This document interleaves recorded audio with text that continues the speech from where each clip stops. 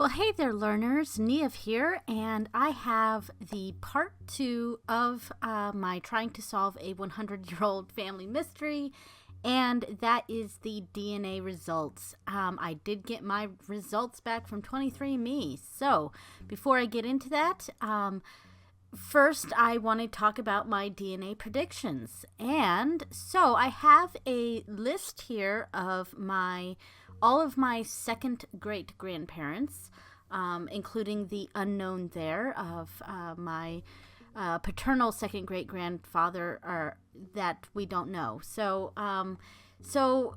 these are all my second great grandparents, and I should have about 6.25% of my DNA from each of these people.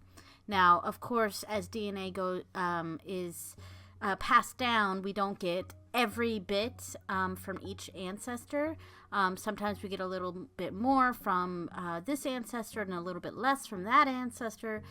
But in general, if everything goes down 100%, then I would get 6.25% from each family member there, each second great grandparent.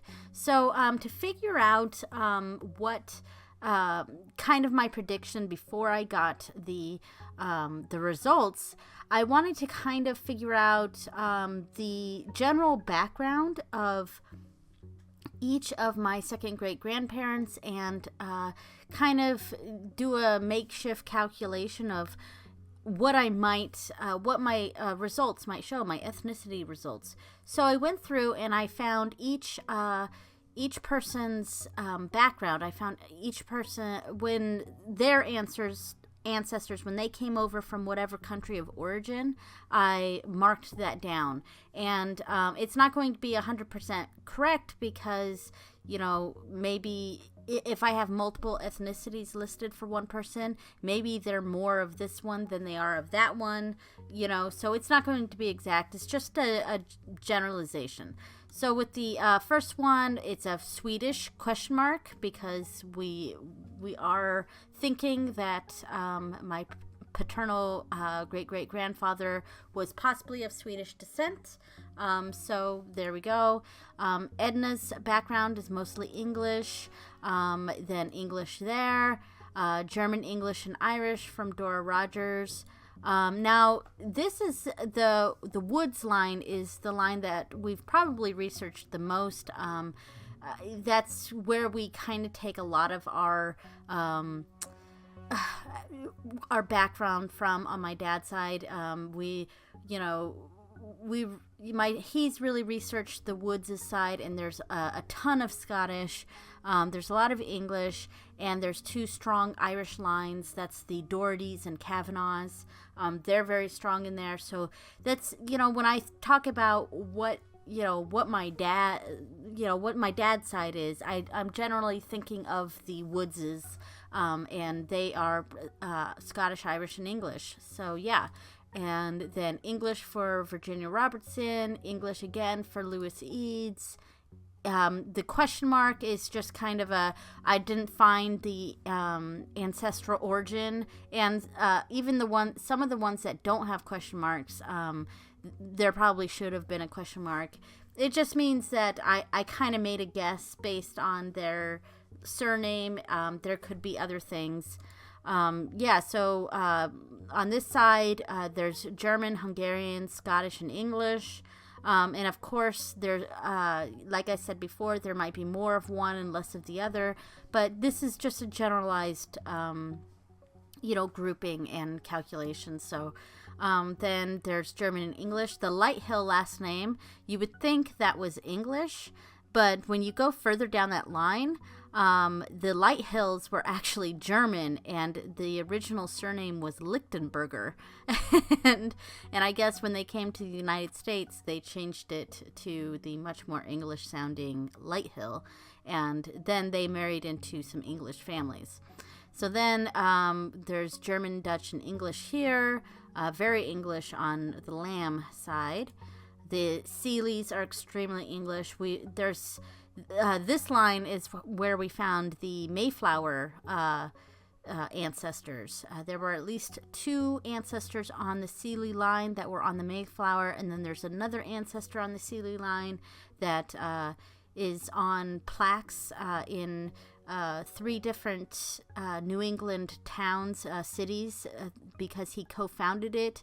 The Sealy line is very interesting. And then English, this probably has a question mark because I only have a couple generations beyond this, and they were all from the United States, so I don't know their actual origin. And then the Metzgers were, of course, German, and then the Alchins were English and Dutch. All right, so based on what I figured out there, I kind of did a calculation. If there was only one ancestral origin, that I just put 6.25 into the calculator, and then, halved it for if there were only 2, and cut it into thirds if there were 3, and fourths for the 4th one. So after I did all of this and punched it into the calculator, I got about 71.85% British and Irish. And I'm grouping it how they do on the website. I got 20.29% German and Dutch. I combine those into one because it's Western Europe. 23andMe actually calls it French and German, but I don't have any French. And I think Dutch is actually grouped into that. So I got 20.29 for German and Dutch. 6.25 for Scandinavian, and like I said before, this is the Swedish here. It's probably not going to be this high if it's in there. It could be anywhere from like 3 to 6, really. And this is assuming that this person is 100% Swedish, and we can't really know that for sure, And then I have 1.56% Hungarian, which they'll call Eastern European, I believe. And so let's see the results here. We're going to go into some video of the morning that I found out. I found out early in the morning, like I checked my phone while I was still in bed, and I got the email that said your results were ready. So while I'm getting stuff ready for my kids to get ready for school, I was also brushing my hair and just trying to not look like I just woke up. But it's going to be, I'm going to kind of look like I just woke up. And add on to the fact that for this video, I will be using my webcam, and my webcam is not very good with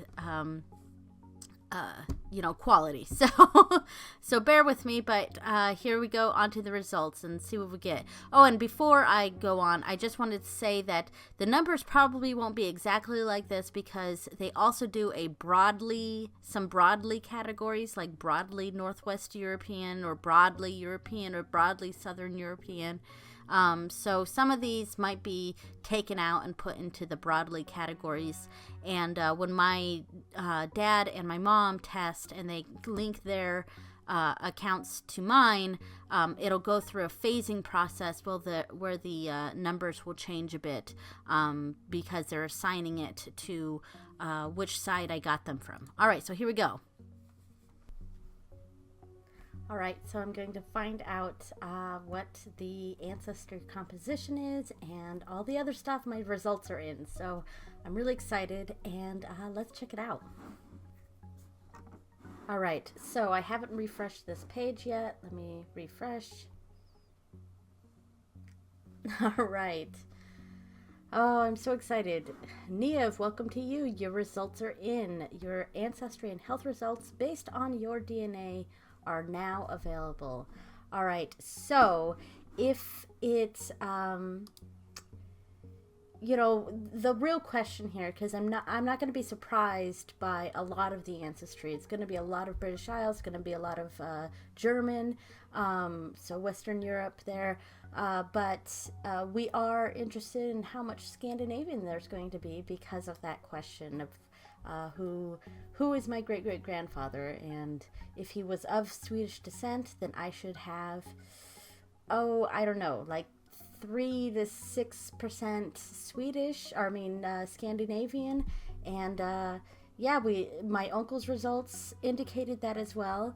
And of course, British people have Scandinavian, trace amounts of Scandinavian in them as well, so that could account for a percentage here or there. But basically, if I'm seeing like between 3 and 6%, that's a good indication that my great-great-grandfather was in fact Swedish. So let's see. All right, start with Ancestry. Here we go. All right. All right. Okay. Yep, I'm not surprised by this. Haplogroup H3. That's interesting. So H is for maternal haplogroup. That actually is Northern Europe, very common in Northern Europe, but I haven't really researched the H haplogroup, so I'll look more into that. Neanderthal ancestry, fewer Neanderthal variants than 58% of customers. That's interesting. I thought I would have more, but that's interesting. No paternal haplogroup, of course, and then your DNA family. All right, so ancestry composition, pretty much British and Irish. That's, 59.4% British and Irish. I'm not surprised. Okay. All right, and it also gives you your most likely area where it came from. Oh, 3% Scandinavian. That's, what did I say, like 3 to 6%. Wow. And that's assuming that, the 6% up there would be assuming that my great-great-grandfather was 100% Swedish. And while both his parents were Swedish, and I did his father's side, his ancestry on his father's side a bit, and they were all Swedish, considering all of that, it's still possible they had a few other, ethnic markers in there, so it wasn't 100%. So 3% Scandinavian, that's good. That's what I was expecting. And 24.4% French or German, and they indicate Germany. I'm not surprised about that. Yeah, so see all test populations. Pretty much I come from this area here. Yeah, so let's see our timeline. Yep, our most recent ancestors were British and Irish, and maybe a little bit further back were the Germans. I don't think I have any French. I don't know of any French ancestors, but of course they're right there, so they share a lot of the same ancestry or genetic makeup. But German is what I expected there. So I am quite surprised by the Iberian. I know it's only 0.3%, but that's surprising. It's probably they're quite close to the British Isles, and there's some mix there. Yeah, that's interesting too. You most likely had a third great-grandparent, fourth great-grandparent, fifth great-grandparent, sixth great-grandparent, or seventh great-grandparent, or greater, who was 100% Iberian. This person was likely born between 1710 and 1830. Okay, it's kind of a trace amount. It's only 0.3, but we can look through my family tree and see if maybe there was a Spanish or Portuguese person there. That's interesting.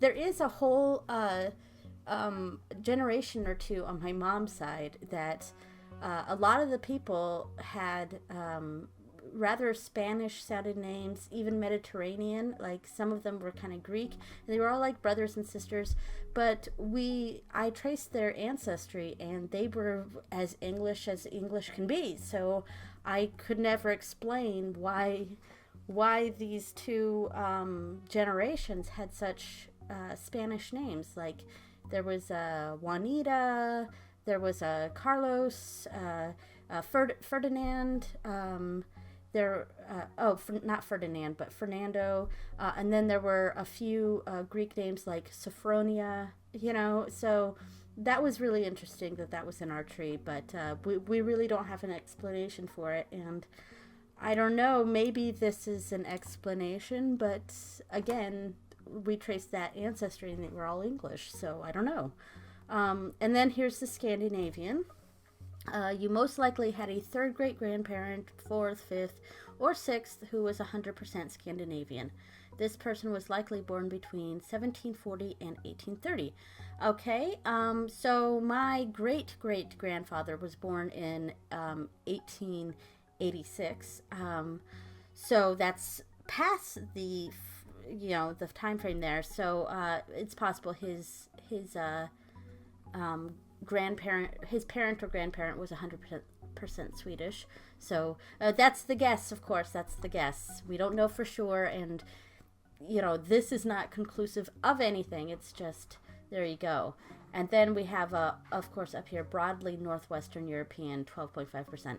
Hey, sweetheart, you want to see my results? Mm-hmm. Hi.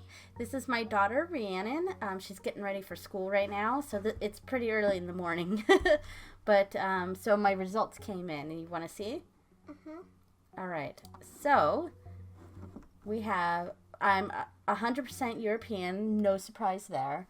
59.4% British and Irish, mostly from the United Kingdom, and that makes sense. That kind of fits in with our ancestry that I've done. 24.4% French and German, which is, mostly Germany, and I don't know of any French on my side, but lots of Germans on my side, so that makes sense. 3%, what's that say? Scandinavian. 3% Scandinavian, which is a closer indication that Helmer Bachmann might be my great-great-grandfather. Pretty cool, huh? Mm-hmm. All right. So, and then I have 0.3% Iberian, and that's Spain and Portugal. So there's a tiny bit of Spanish in there, or Portuguese, a tiny bit. And then there's broadly Northwestern European, which is 12.5%. And basically that means that there's just a general Northwest European ancestry that they can't pinpoint to a certain location. So there might be more Scandinavian, there might be more German, there might be more Iberian.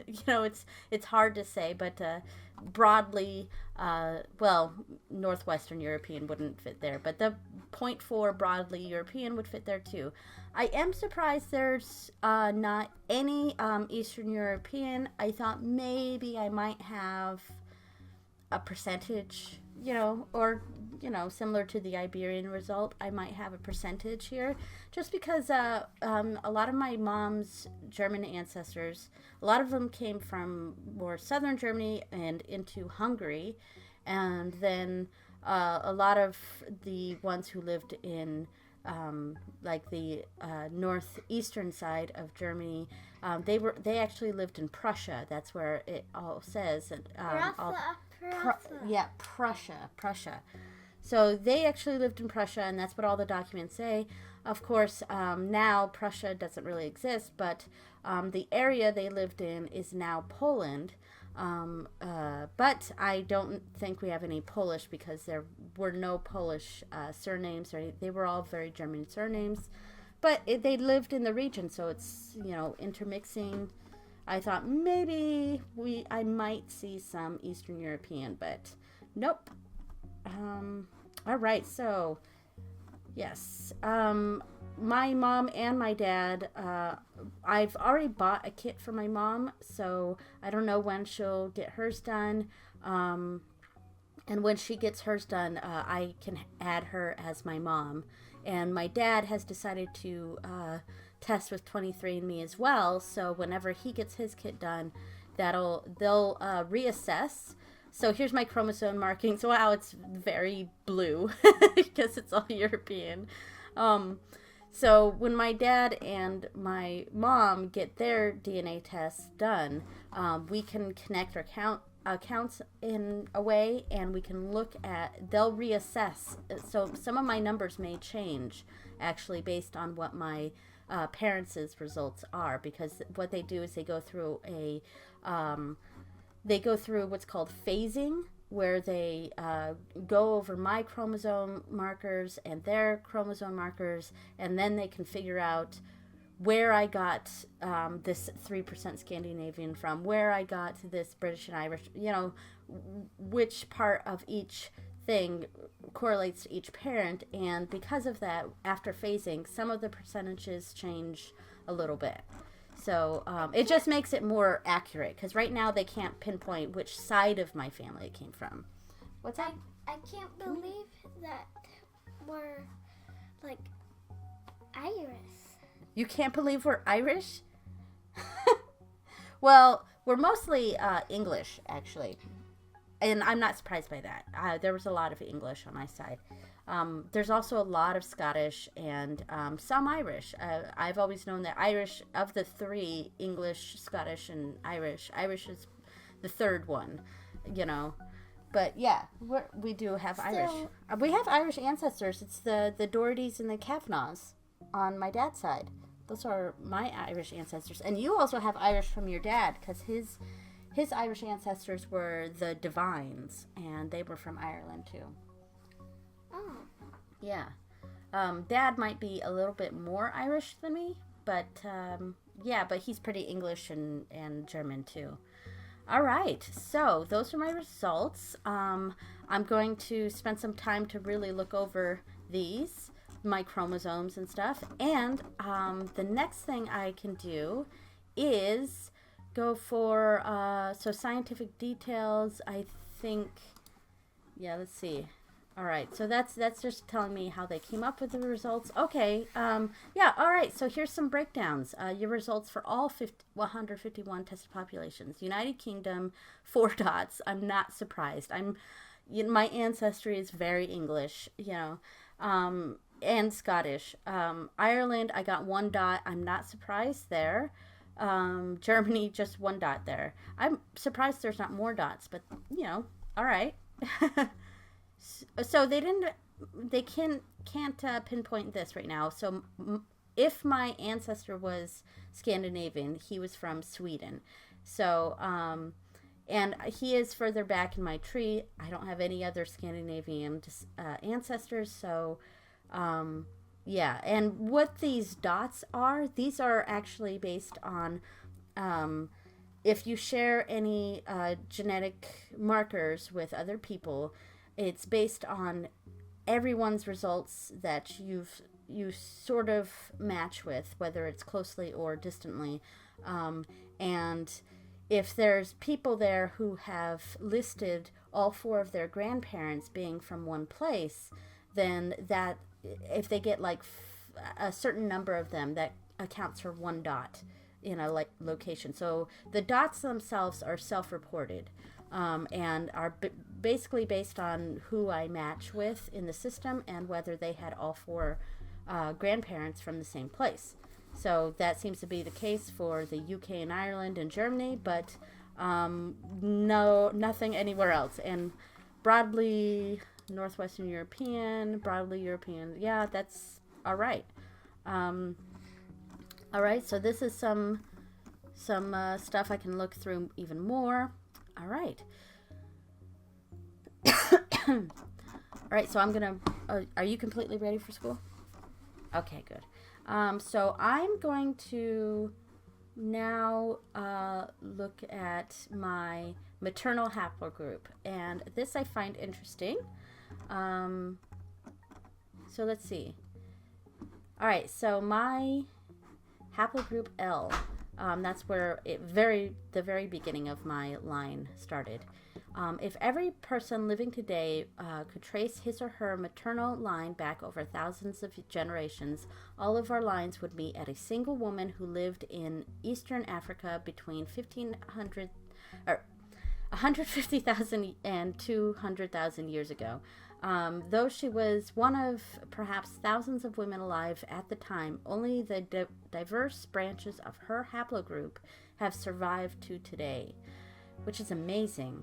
The story of your maternal line begins with her. All right, that's amazing. That's awesome. So that was 180,000 years ago. And then they migrated to L3, and there was a mutation, and then to N about 59,000 years ago, then R about 57,000 years ago. Okay. Oh, and I wasn't reading these, but yeah, I'll read them later. You guys can pause it and read it if you really want to. All right, and then to H, 18,000 years ago. So while some, we'll get to H3 in a second, but while some members of R traveled far and wide, some remained in the Middle East for tens of thousands of years. Haplogroup H arose among the latter group. From a woman who likely lived less than 18,000 years ago, her descendants expanded dramatically to the north after the Ice Age, and eventually reached from Arabia to the western fringes of Siberia. All right. So then H3. So that H3 is down here. Haplogroup H, the parent of H3, originated in the Middle East. H3 likely branched off in northern Iberia. Okay. So this is where it went.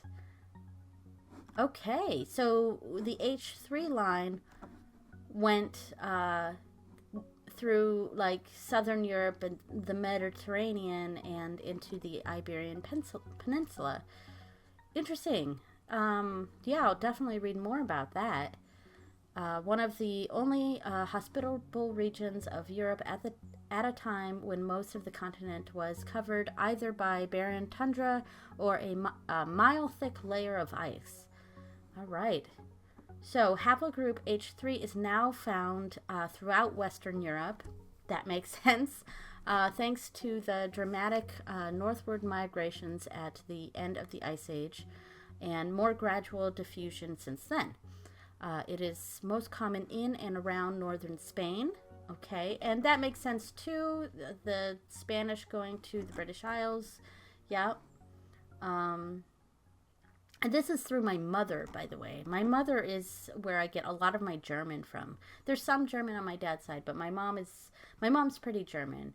And I wouldn't be surprised if the Iberian is on her side too, but I guess we won't know until we get their results. It also found in now Hungary. Oh, that's interesting too. And this is through her mother too, who...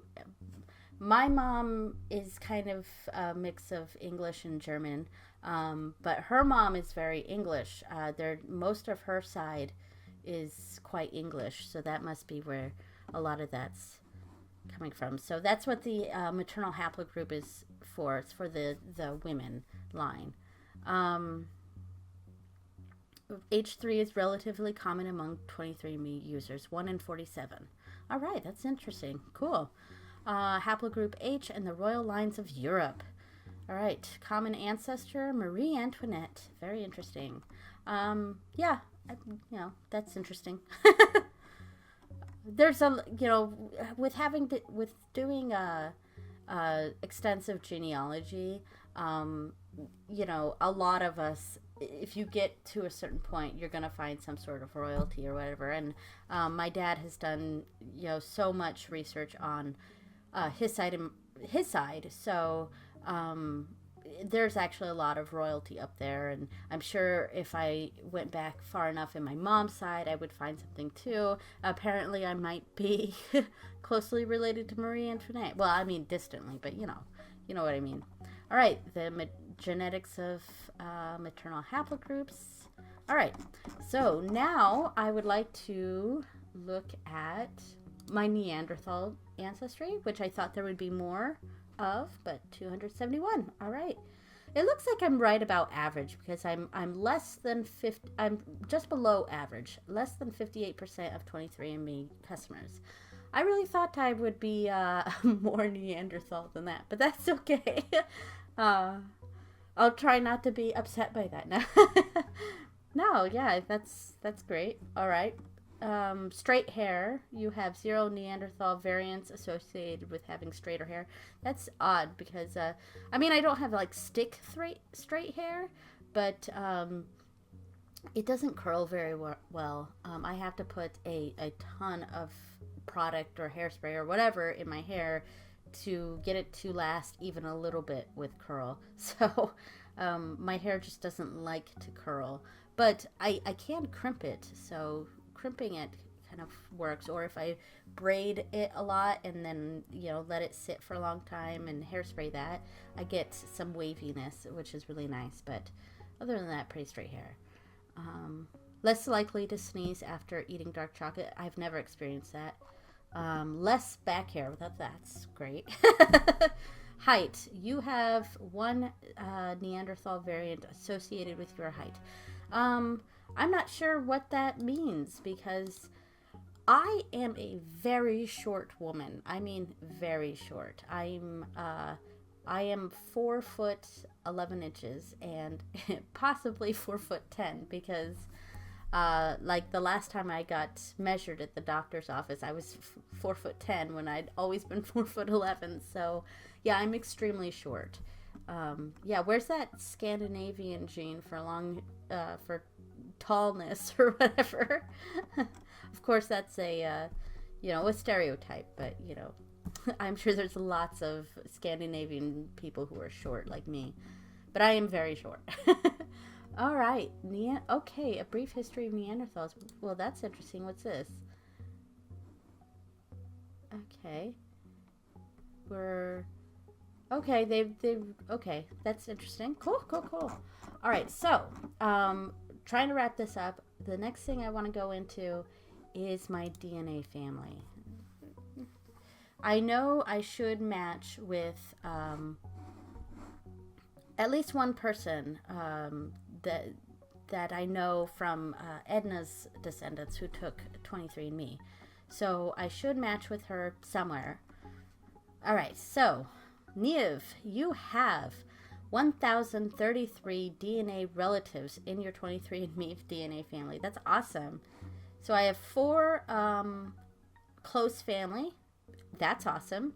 1,029 third or fourth cousins. Okay, so my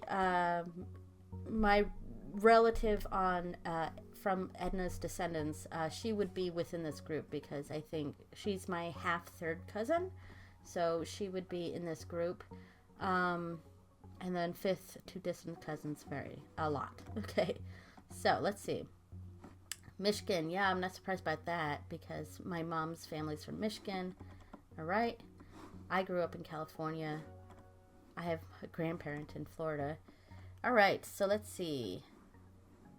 Ancestry of your DNA relatives, most of them are a mix of British and Irish and German. Yeah, that's not surprising. There's several Scandinavians, so I'm interested in looking that up.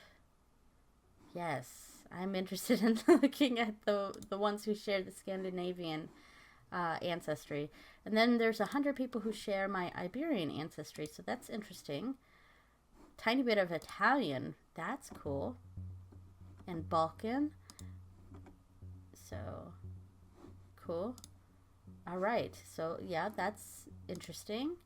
A little bit of West Africa, so although we did not detect any West African ancestry in your DNA, we've identified 20 individuals within your 23andMe DNA family who have at least 1% West African ancestry. Oh, that's cool. All right, a little bit of Finnish, a little bit of Ashkenazi Jewish, some Native American, that's interesting, Western Asian, African hunter-gatherer, there's 5 people, South Asian, 5 people. All right, interesting. Let's see. Yes. Okay, compared to the average 23andMe customer, your DNA relatives are 62% less likely to be a super taster. Okay. 59% less likely to be a vegetarian. 52% less likely to make New Year's resolutions. Yeah, I don't make New Year's resolutions. 48% less likely to drink instant coffee. I drink brewed coffee. It's actually right here. 41% less likely to be able to do a backbend kickover. I used to be able to do a backbend. I don't think I was ever able to do a backbend and then do a kickover. But I did do gymnastics when I was younger. All right, so go to the DNA relatives tool. All right. Hey! My uncle. Oh, that's awesome. That is awesome. My uncle tested. That's my uncle. Yes, he's my uncle. Yes, we project Troy's. Yep, we predict he's your uncle. He is my uncle. Yes, safe. Yep. All right, awesome. My uncle is on here. That's cool. My paternal uncle. I mean maternal. My maternal uncle, my mom's brother. All right. No. Yep. All right. Very interesting haplogroup. All right, so we share the same haplogroup, which of course makes sense because, you know, yep, there we go. Awesome. So there's this is another surname that I'm recognizing. Oh, okay, interesting. I'll probably connect with her maybe. She's a second cousin through my mom. All right, so, aha, yes, I am connected with the descendant of Edna, so that's even further confirmation. Yes, Edna. Yep, we share second great-grandparents. All right, awesome. This is amazing. Wow, okay. There's a lot of people here that I shared some somewhat close relationship with that I've never heard of, so that's really cool. There's a lot of there's one last name that I'm seeing a lot that I didn't know was part of my ancestry, so that's interesting. All right, so I'm gonna look through this and you know, hopefully I can, especially some of these that are close to the same as my half-third cousin through Edna, hoping to find some that have the same amount or similar, to find some half-cousins on my second great-grandfather's side. All right, so now I'll get back to the rest of the video. So thanks for watching, guys, and I'm just gonna keep looking through this for a while. All right, so that was super fun. I'm sorry that was so long, but I'll make this last little bit here as quick as possible. As you saw, we got that connection to Edna Hunt. I did connect with the ancestors, so I just wanted to show that here. My uncle already tested, and I should have said this at the beginning of the video, but he actually tested 9% Scandinavian.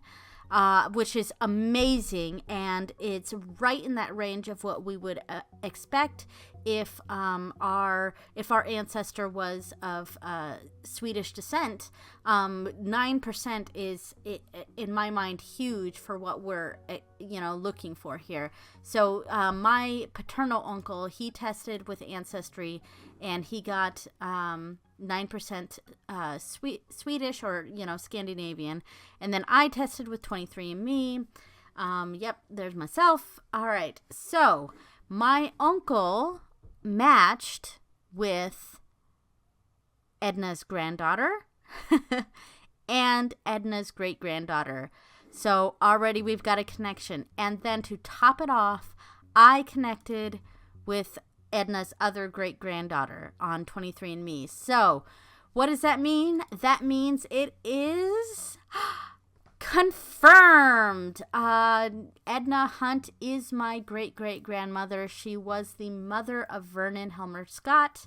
So yeah, and I've been in contact with some of the descendants, and they're surprised by this because they didn't know at all that Grandma Edna had a baby before they met their grandfather. But they're all super welcoming. I couldn't ask for better people to add to my family, and I was super thrilled that they provided us with some pictures of Edna. They don't have a lot digitized. They said they have a lot more hard copies of pictures of Edna, and they'll try to get them digitized as soon as possible. But they did have a few digitized, and I got to see my very first look at my second great-grandmother. And there she is as a little girl. And I gotta say that when I first saw this, I mean, it was kind of emotional because that we've long known that Edna Hunt was Vernon's biological mother, but we've never seen a picture of her. So to see this picture of her as a little girl, it was kind of emotional. I didn't tear up. I'm not that emotional, but it was definitely touching. And she also shared with me a picture when she was older. Here she is at a birthday party, and there we go. It's just nice to see, and it's very touching. And yeah, I'm thrilled that we did this because we've confirmed that Edna Hunt is our ancestor. So now let's move on. We got one more slide here. What is next? What's next? So basically, part 3. I'm going to be exploring more Helmers. Yes, that's right. In the next video, there are a few other Helmers. One of them is actually a very good candidate, probably just as much so as Helmer Bachman. So I will be exploring that in the next video. And I'm also going to be talking a bit more about Y-DNA and whether I'll be getting a Y-DNA test for my dad. I did just buy him a 23andMe kit, which he should have received by now, and hopefully he'll send off his saliva sample, and within a few weeks, hopefully we can get some results for that. But I'm thinking that I might also get him a Y-DNA test for Christmas or something. So but I'll talk about that more in the next video. So thanks for watching, guys, and I will see you next time. Later, learners. Bye.